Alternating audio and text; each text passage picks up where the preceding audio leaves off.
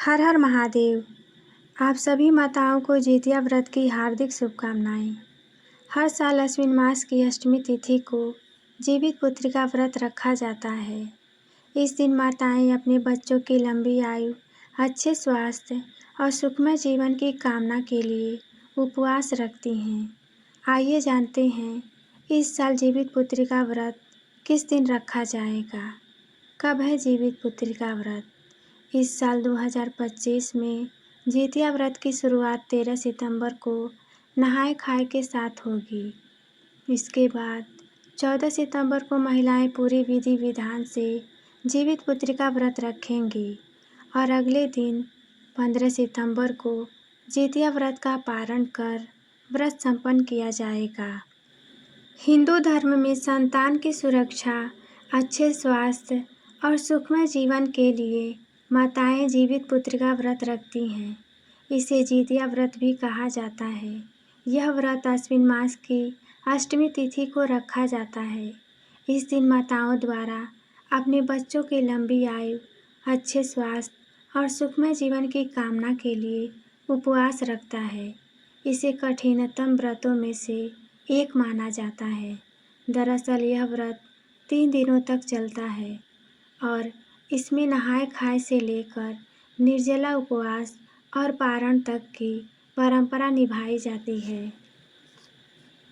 ऐसा माना जाता है कि इस व्रत की शुरुआत कलयुग में हुई थी। कथा के अनुसार जीमूतवाहन नामक एक राजा ने एक स्त्री के पुत्र को बचाने के लिए स्वयं को गरुड़ देव के भोजन के रूप में प्रस्तुत कर दिया।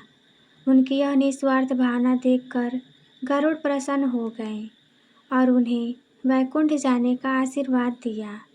साथ ही उन्होंने अन्य बच्चों को पुनर्जीवित कर दिया। तभी से यह परंपरा प्रारंभ हुई। मान्यता है कि माताएं अपने बच्चों की सुरक्षा और दीर्घायु के लिए जीमूतवाहन देवता की आराधना करते हुए यह उपवास रखती हैं। इसके साथ ही आइए हम लोग यह भी जानते हैं जीवित पुत्री का व्रत की पूजा विधि क्या है।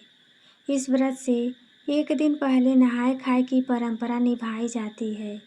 इस दिन महिलाएं सात्विक भोजन बनाकर पितरों और पक्षियों को अर्पित करती हैं। व्रत के दिन सूर्योदय से पहले स्नान करके महिलाएं निर्जला उपवास का संकल्प लेती हैं। पूजा के लिए घर के स्वच्छ स्थान पर गोबर और मिट्टी से लिपाई कर एक छोटा तालाब बनाया जाता है। उसमें कुशा से भगवान जीमूतवाहन की प्रतिस्थापित की जाती है। इसके साथ ही चील और सियारिन की प्रतिमा भी बनाई जाती है और उनकी पूजा की जाती है। व्रत कथा का श्रवण या पाठ करने के बाद अगले दिन पारण कर व्रत पूरा किया जाता है।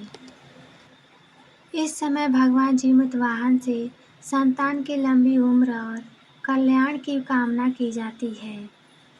जितिया व्रत को करने के लिए कुछ नियम और कुछ विधि विधान बनाए गए हैं। तो आइए सबसे पहले हम लोग यह जान लेते हैं जितिया व्रत में क्या करना चाहिए। जितिया व्रत के पहले दिन नहाए खाए मनाया जाता है। इस दिन व्रती महिलाएं सूर्योदय से पूर्व ब्रह्म मुहूर्त में उठकर स्नान आदि करती हैं और सात्विक भोजन ग्रहण करती हैं। भोजन में मरुआ की रोटी और नोनी साग शामिल करने की परंपरा है। इसके अगले दिन निर्जला व्रत रखा जाता है। यह सूर्योदय से शुरू होकर अगले दिन सूर्योदय के बाद तक रखा जाता है।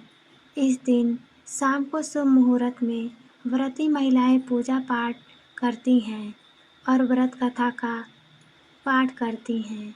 तीसरे दिन व्रत का पारण किया जाता है। ज़रूरतमंद या गरीब व्यक्ति को अपने सामर्थ्य अनुसार दान देना चाहिए। इसके बाद आइए हम लोग यह जानते हैं जितिया व्रत के दिन क्या नहीं करना चाहिए। जितिया व्रत में जल ग्रहण करने की मनाही होती है। यह व्रत निर्जला रखा जाता है। इस व्रत में तामसिक चीज़ों से दूरी बनाकर रखनी चाहिए। व्रती महिलाओं को वाद विवाद से दूर रहना चाहिए। इस दिन क्रोध से बचना चाहिए और जीव जंतुओं को नुकसान नहीं पहुंचाना चाहिए। इसके अंत में आइए हम लोग यह भी जान लेते हैं जितिया व्रत के लाभ क्या हैं। धार्मिक मान्यताओं के अनुसार जितिया व्रत करने से संतान की सुरक्षा होती है और उनका जीवन सुखमय होता है।